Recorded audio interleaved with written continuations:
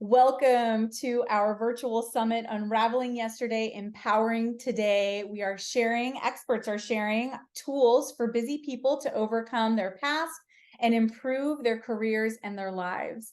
And today I have the honor of interviewing Dr. Rosie Kuhn. She is the founder of Paradigm Shifts Coaching, and she has over 40 years experience in helping people personally and spiritually develop. She also has her own transformational coaching program, which sounds amazing. She's the author of 14 books. This includes On the Sacred Path to Who Knows Where, Aging Like a Guru, Who Me, and I've Arrived, well, sort of, which again, I love that title so much. And you can find her podcasts, her books, her coaching programs at theparadigmshifts.com. So now we're going to get into the interview, and I'm really looking forward to this one. So first, Dr. Rosie, welcome. And I would love if you just tell me a little bit about what you do and why you do it. So let me get to the why I do it. The why I do it is 40 years ago when I started as a therapist working in the field of recovery and addictions, I realized that the 12-step program that most recovery programs support or use, I didn't have a foundation in my therapeutic training for working with or supporting or empowering people or even addressing that spiritual faith, something beyond ourselves kind of perspective. So I decided it was time at some point, longer story, short story is to find someplace to train to do that. So I found a school in California, which at the time was called the Institute of Transpersonal Psychology, now called Sophia University. And there I trained myself. I trained as in my PhD program, I trained specifically in spiritual guidance, which allowed me to see the individual beyond the 3D. Here's what I'm thinking. Here's what I should think. Here's what I'm supposed to be. Here's what's normal. I'm not. I don't know how to fit in, all that kind of stuff. And go, there's way more to us. And we're all whole and we're all amazing individuals. And so I needed to integrate that into my work as whatever I was doing. Then I found coaching and found that coaching and that particular person I was training with allowed for the integration of what I had learned as a therapist, but also allowed that place of we're already whole. And as a coach, I'm supporting individuals in their life evolution, in their life. Mm-hmm. So that's like everything. And so that was really exciting. So I call myself a transformational coach just because, and my work is to support people. I say I have a magic wand, and I say quite often with people who are like, how do I know? What do I know? Blah, blah, blah. And I go, well, if I were your fairy godmother and I could empower you to have whatever it is you want, what is that? And people go from the sort of the 3D, well, I can't have this and I'm that. And so I was, all of the stories, they leave the story behind and they shift the paradigm. The paradigm shifts into magic and wonder and delight and openness, and anything's possible. And so that's the foundation of my work. Like when you say, what is it you do?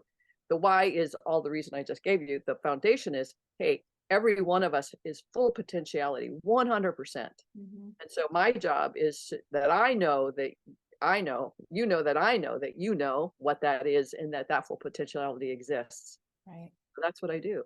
Right. I love it so much. It's so powerful because I truly agree with you that once you add that spiritual dimension in and you really understand holistically the being in front of you, that is where the magic happens, right? That is where you can kind of unlock your heart's desires and really see your life come to life, as you said. So I love that so much. Yeah, I have a lot of fun. Because I know that I know that your full potentiality. And you show up and I go, what your full potentiality is. And you go, yeah, I know my full potentiality, but my husband says this, or my wife says that, or my children, or my mother, everybody's saying something. It's like, what's true for you? Right. What's yours? Right. I love that so much. And it's such a great segue into the next question I have, which is, out of all the tools, if you could just recommend one simple one for someone who has a busy life, a full schedule, feels overwhelmed, and they might be feeling stuck and weighed down, and any tool that you would recommend to help them move past that, what would it be? What would be that one tool? So the tool that I have found for myself even that has been really, really, really, really important is comes from the data, scientific data Mhm. that says 80% of our thoughts are negative in nature. Yeah, it's a lot. Yikes. Yeah. So if that's true, even if it's 70%, even if it's 60%, do Mhm. I want to live my life with that amount of negativity in my life? Right. Do I? And that's a question I can ask myself. Mhm. Do you, whoever it is, do you want to live your life 70 or 80% in negativity? Right. And who the hell's going to say, yes, Yeah, hell yes, I want exactly. that negativity. Bring it on, you know? Yeah. And most of us do in a sense. That's why we go back to our jobs and then we complain. We go home, we go, oh, you wouldn't believe what the boss said today, or you wouldn't believe what Mary Jane said, or Mark, or whatever. He did it this time again. Like all that negativity. It's like, okay, if you like it, bring it on, keep doing it. But for me, it was a hell no. I don't want that level of negativity in my life. Why? It's just making me miserable. Yeah. So I said, what if I just do, instead of 80%, what if I do 70%? Mhm. So no big major transformation, no big changes. I just had to notice when I was thinking or feeling something negative. When we feel something negative, it's usually attached to a thought somewhere. Right. So it's like, yeah, I feel that anxiousness. It's like, yeah, there's probably a thought there that brings that on. Mhm. And generally the thought is, I'm not enough, or I don't have enough, or the world is unsafe. But those are the pretty much the same. Yeah. So anyway, so that to me is the tool of all tools. I have 460,000 tools, Sarah. I'm I sure could you share do. them, but you got Yeah. a whole summit of people that you're going to be talking to. Mhm. But this one, I think, is the simplest because anytime you're driving a car or you're on the bus or wherever you are, and you're just having thoughts in your head, and you go, oh, that's negative. Oh, that's negative. We can Mhm. just see it. And Mhm. people go, well, what do you do? It's like, just see it. You don't Mhm. have to do anything. You will decide in a sense, like, I don't, that's no, that, what's the point? So Mhm. I've gone from, as far as I know, I've Mhm. gone from, let's say, 80% negativity, and I really mean this, and this is like 6 years ago, and I'm Yeah. 71. So like Mhm. your people are, you have a lot earlier time perhaps that they can make these changes, but to go, I think that, every little bit helps incrementally. When you're not thinking negatively, you can bring in, you have more room for space. You have that space for something else, and that Right. space can be joy, it can be happiness, it can be a blink of what Maria Kondo calls joy, a spark of joy, Mhm. like little sparks. You go, oh, that's nice. I like that spark. I like that spark. And then Mhm. we make more room just by saying nope, nope, nope, nope, nope. So it's just a really great practice. And Yeah. it's easy, so easy. You Mhm. don't have to write, you don't have to do anything. You don't have to go see a therapist or a coach or a Mhm.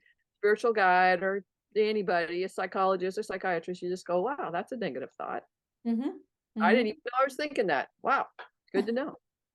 Yes. So I love what you're bringing in here because it's just the power of awareness, right? And I think a lot of people underestimate how much power we have just by shining the light on something, just by really noticing that it's there. And I also love the empowerment in that too. It's like once we notice that it's there, there's a level of trust and empowerment that we're going to do something about it, right? We're not going to just let it keep going once we see that it's there. Yeah. So I love that so much. And the incremental part of it too, where little by little, we're not going to expect ourselves to transform overnight. Incrementally, like little by little, we'll look at these things and there will be a change, right? That's right. Um, and so Here's I'd love if you'd speak a little bit to that part of it, just the part of, if someone does practice this and they do shine that light of awareness onto the negativity, what kind of changes would they see? What kind of changes did you personally see as you went through this kind of incremental processing practice? Well, let me say, first of all, we think it's normal to be in this level of stress and upset or negativity. We think this is normal. I Yeah. mean, we think that, well, what do you mean? you know, I can have what I want. I can actually have a life that's easy, easeful. Mhm. And there's a thing that says, no, you got to work hard. You know, you got to follow the models that are in front of you. And, you know, you got to, you know, do all this stuff. And I talk to a lot of people who want to be coaches and they have to do this stuff. And it's like, no, you don't. No, you don't. But Yeah. we have that sense of normal is this stress. And so to begin to even think, wait, I don't have to be in this 80% of my life. It's like, that's a big be with, big fat be Mhm. with. Okay. And these big fat be withs are in our life all the time. And we think, oh, there's nothing I can do about that. You know, oh, these are just the parents I grew up, you know, I had. These are just this is who my kids are. This is what my job is. And it's like, I just have to live with it. It's like, Right. okay. Or you can shift things for yourself. But until you get that this is not necessary, you don't have to say this is normal and this is what I'm given. That's Mhm. your life, that's your choice. But you could do something about it. And I'm forgetting your question because I really wanted to get that point across. Oh, the Yeah. incrementalness of it. Yeah. I said this to my client the other day. I said, do you remember being in fourth grade? And she Mhm. said, yeah. And I said, how long did it take you to get through fourth grade? Mhm. And she said, it took me a year to get through fourth grade. Yeah. Like, okay, great. How long did it take you to get through fifth grade? Mhm. And she said, it took me a year to get through fifth grade. It's like, okay. Right. So we somehow have this thinking, we think of it magical thinking, like all of a sudden I'm going to know how to do this and do it. Right. But because from my perspective, we are spiritual beings having a human experience. And Mhm. because from my perspective, we've had past lives and or our ancestral patterning is Mhm. part of who we are. And this is scientifically demonstrated that we carry our ancestral traumas with us in our DNA Yeah. that we are working through. If we feel bad or have traumas of some sort, sometimes it's not even us, it's stuff that we came to heal for our people, for our culture, or for our ancestors, or for our past life. So all of these elements of life are right here. And so to think, oh yeah, I'm just going to change my job and everything's going to be fine, or I'm going to get more money and that's going to, it's like, no, because this is uh, what's called life theme resolution. You came in with specific themes, just like getting through fourth grade means you got to know your math, Mhm. whatever it is now. But when I was growing up, you Yeah. had to know your multiplications to get through grade 4. And Right. what did that take you to? Did it take you to ease and effortlessness? No, then you had to learn in fifth grade fractions Yep. and decimals Yeah. and minus things. It's like it didn't take you. And so this sounds like, oh my God, well, what am I getting myself into? But Mhm. all of that learning takes you to more learning, Mhm. takes you to more learning. So the incrementalness is just a matter of being with what is in this moment. I'm in fourth grade. Here's my homework for tonight. I have to learn multiplication tables, 18 Mhm. times 49. I hate it, right? But Mhm. that's what I'm here to learn. I'm Mhm. here to learn stuff. And Yeah. so if I know that, then I can slow down and not make it worse on myself and harder by saying, I'm not learning fast enough. I Mhm. don't know how to do this. I should be further along. Right. You know, or a client of mine says, my fiance, she's the last of 6 friends and she's not married yet. And she's the last one. So that means something, right? As opposed to, okay, that's what's happening right now. We make something of it. So the Mhm. more that we go, yeah, no, this is incremental, Mhm. then we can be kinder to ourselves and more compassionate. And it took lifetimes, Sarah, for you Mhm. to get where you are, Yep. lifetimes, Yeah. right? And Right. so every single one of us, it's taken lifetimes, Mhm. lifetimes. Mhm. And we Yeah. think, oh, Rosie will wave her wand and I'll be all good. It's like, yeah, no, you're carrying the vibration in our cellular memory. Our cellular cells carry the memory of all that stuff. And so we're having to detox. We know what that's like if we ever go on a food restriction thing. It's like our body starts to hurt. And it's like, Mhm. wow, this feels really scary. And I don't like this feeling. I think I'll go back to eating hamburgers and all that stuff that we do. Mhm. I'm trying to talk really fast and get this all in. But that incrementalness is really, really, really important. If you can give yourself that, then you give yourself compassion and appreciation and respect for Mhm. any change that you make for yourself. Truly. I love, yeah, that's so perfect because I do feel like in the culture that we live in today, everything is, there's a lot of immediate gratification. There's a lot of this pill fixes this super fast, right? There's a lot of, I get on social media, I get a dopamine hit right away. Like everything's very fast now and we have access to so much now. So to learn to slow down and to learn to trust that there's a gradual process in these things, but that it is coming along is valuable, I think, very valuable. And so that's such an important point. And it goes hand in hand, I think, with how awareness works too. Like awareness is, it's very transformative, but like you said, learning and growing happens in stages. So, and that's to be expected. That's, and here's the other thing is this is the other tool of the 462,000 tools that I have. Yeah. But when I ask a person, what is it you want? Mm-hmm. Quite often they'll say, well, what am I supposed to want? If I go onto social media, here's what I should want. I should want that, and I should want that, and I should want that, and I should want that. And I go, I get it. Mm-hmm. And I do. And what is it that you want? And this is a huge question. People will say, well, I'm not allowed to want because I can't have what I want. So what's the point? Right. All Yeah. this stuff. But if we look at social media and say, well, they want this and they want this, and I'm confused because I don't know what I want, that's a really good thing to know. Mm-hmm. And so part of that negativity is we're looking at all this and saying, I'm not this, I'm not this, I'm not this, I'm not this, I'm stupid, or I'm an idiot, or I'm broken, or it's like all of that kind of adds to the confusion. Right. So it's like, what do you want? It's like, I want to know who I am. I want to know what's mine. I Mm-hmm. want to know what my expression is. I want to know what's true for me. Mm-hmm. And that's so that question, what is it you want, is really crucial Yeah. to getting people to say, well, I don't want, like I said, here's a whole buffet of things. They're like, I don't want any of that. Okay, good to Right. know. Well, I should have something. It's like, Mm-hmm. no, if there's nothing there you want, that's good to know. Mm-hmm. That's not your buffet. Let's find your buffet. Yeah. And we find this with the LGBTQ community. It's Mhm. like, it's not enough to be heterosexual or homosexual. It's like, now there's all these other elements on the buffet table Mhm. that is allows for that expansive sense of, here's my expression Right, of right. that. Is, to me, the LGBTQ community is such a great um, example of how it's allowing people to be the expression of their true essential self. Mhm. Is Yeah. it scary and hard to come out, or to say, wow, I'm a non-binary? It's like, yeah, Mhm. it is difficult, because to say what I want or what my expression is can be very, very threatening to the world that we live Yeah.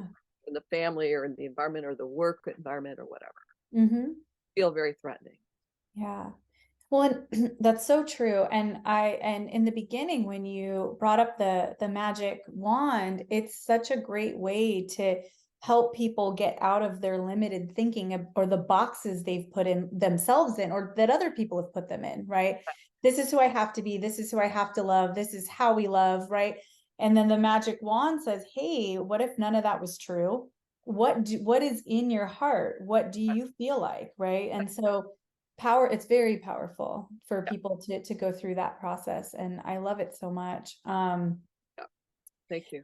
Yeah, and I'm wondering, just in looking at, the growth you've been through and maybe some that you've seen in your clients, just that one tool of looking at even 10% of the negativity, what do you feel the benefits are that you've seen, or you've seen other clients maintain or come to? Like, what kind of things have changed in their lives or your life just from that, looking at that 10% of negativity? Well, here's an example, a client I just had today, and she's 50, Mm-hmm. really brilliant, delightful human being. I love her a lot. Uh-huh. And we've worked together on and off for probably 10 years, on and off. Nice. Mm-hmm. So So I know her life in a sense. And a couple of years ago, I think it was like 3 years ago, she met a guy, and la la la la, they decided to buy a house together, and now they live together, and she's really unhappy. Mm. And she keeps doing this, Mhm. he's this, he's this, he's this, he's this. Mhm. And it's like, okay. But the fact of the matter is, he's not showing up as her partner. She wanted a partner. She made the leap of faith that he was her partner, but he's not. And so now what does she do? And so she can beat herself up for like, oh man, I was so stupid, beat him up because he's so stupid. And it's like, it's not getting her anywhere. Mhm. So being able to say, okay, so what's true here? What's really true? Like, and we can't even get to what she wants yet because she's in this, it should be different, right? Yeah. Yeah. And when we're in, it should be different, we can't say, here's what I want. Yeah. Mhm. So in the just, the kind of pulling it apart kind of thing, she's able to acknowledge and say, here's what's true. Not negative, no negativity in that, but just saying, oh, here's my pattern. Here's my way of being, my life theme, if you will. I've been doing this forever. Not Mhm. again as judgment, but as a, oh, look at that. Isn't that interesting? Here it is again. I'm doing it with that person and that person. And being able to see it without judgment. And generally Mhm. speaking, our judgments are negative in nature. And so whenever you see yourself judging, you go, oh, there it is. Yeah. She's able to now go, okay, here's what's true. He is Mhm. not my partner. And here's what's true. I keep beating him up because I don't know what else to do with my powerlessness. When we feel powerless, we use anger, Mhm. and we go, that person did that to me. It's like, let's get true. You did this because you made the choices you made. Yeah. I know, but it's like, Mhm. so come back to here. Sorry, this might be a little longer, but Oh, the it's point great. is that we take the negativity out, that there's something wrong with her or there's something wrong with him, and just say, let's look at this. This partnership isn't working. It's because it's Mhm. not a partnership. Mhm. We don't have to go, what does she need to do about that? Mhm. There's no, at this point, no fixing, no healing, because that's what happens. We go, oh, if this is what I want, now I got to do something. I had a client yesterday. She goes, if I know this, the assumption is now I got to do something about it. It's like, yeah, no, to know it and acknowledge it is Mhm. so good. Yeah. Any person who has that awareness that I am not um, gay or I'm not heterosexual, they have a knowing. They know it. Mhm. To acknowledge the knowing is self-honoring and self-respect and Right. dignity. Mhm. I know this about myself, Yeah. and Yeah. that is a gift. Mhm. It's like, yeah, but now I got to do something. It's like, no, no, just that you know this in the moment. That's Mhm. a big shift in the cellular, energetic, vibrational, blah, blah, blah. Mhm. You might have to sleep for 14 hours because of Yeah. that acknowledgement. You Mhm. might have to, I got to go eat a pizza, or I got to, go for a Mhm. walk with the dog, or I got to go do something, because the energy starts to, all this suppressed energy in a sense starts to move. Yeah. Yeah. And so she's like, okay, I think I Mhm. need another session next week. It's like, okay, because Yeah. she needs somebody to be able to help her, support her, and empower her to say, what's really true for you? Yeah. And a lot of times she's going, yep, nope, that's just a little too much. And Mhm. it's good to know, rather than going, oh, well, let's push harder. It's like, no, really good to know. Right. A little too close. Okay. Mhm. You can slow down, slow down. So that's the important thing is it gives self-honor and self-respect and Mhm. dignity to our being. Yeah. And it's like, where is that what you want? And she goes, hell yes. Yeah. Because she can go online and go, well, this is what Martha says, and this is what John says, and this is what Dr. Susan says. It's like, Yeah. oh, that's working. Yeah. So that's why it's really important to say, here's what do you think you want? You go, Mhm. I should want what they have, what they want. It's like, it doesn't work that way. That's their Mhm. path, that's their stuff. What's yours? Mhm. Beautiful. And just what you said about her just seeing it and like the power of seeing it and being able to look at it clearly. I don't know, do you often find that when people have those sort of it's almost like a revelation, right? These sort of aha light bulb moments where we all of a sudden see clearly what our mind has been doing and the stories it's been telling. Do you find that when people see that, oftentimes they just shift into a place where they make decisions from that place of knowing? Yep. Yep. Yeah. And that's why it's not important. And that revelation or it's like an epiphany, or the light goes on Mhm. again. The light bulb goes on again. It's like, I knew this 14 years ago. It's like, I get it. And I knew it 10 years ago. I get it. And I knew it yesterday. I get it. But today you got it again. Mhm. And Mhm. we want to go, oh, I shoulda. It's like, no, because Mhm. it takes the time it takes. It takes Yeah. the time it takes. Yeah. So the this what you just said is really, really important. There's nothing for you to do. Mhm. That the doing, in a sense, the expression of it will come through you. The expression of you will articulate itself Mhm. automatically, spontaneously, because that's who you are. Mhm. A spontaneous, beautiful, loving being is who you are. Mhm. Yeah. And that will express itself in the way that it needs to. So with my client, I go, okay, no more attacking him. And if you attack him, you go, I'm sorry, I'm doing that because I feel powerless and I don't know what else to do. Yeah. That way she's taking ownership and responsibility, and eventually she'll stop that. Mhm.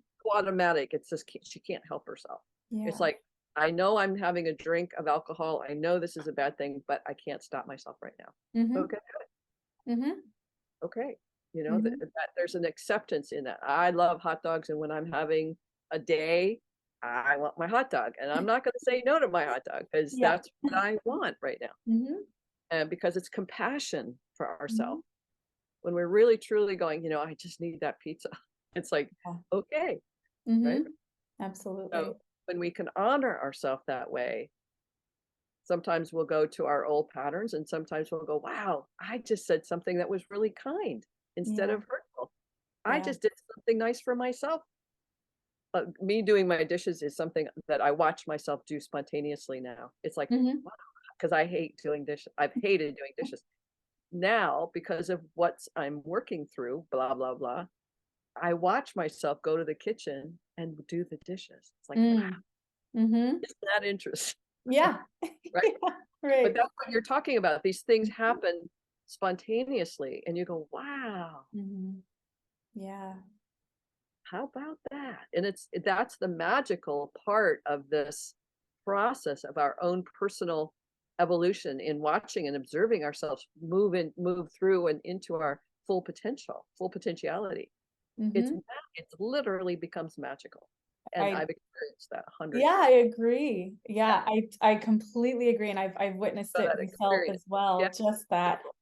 that magic. And it's really the outer expression becomes reflective of the inner realization, right? And sometimes that takes time, but just I love what you shared here in this interview about trusting that it's going to happen in its time, in its own time, right? That trust also sets an intention too, going forward as to what to expect and what and not to expect the negative, right? But to expect That's something right. positive, right? That, that's right. Love that. I love it so much. It's so many gems, that you shared in this interview today. And I want to give you an opportunity now to share a little bit about your free gift. You have an amazing offer for everyone who's watching. And so if you would share with us what that is, I would love for you to do that. Okay, I'm going to do that, but first I Oh want to yeah. say this. So Yeah. you're a life coach. Hmm.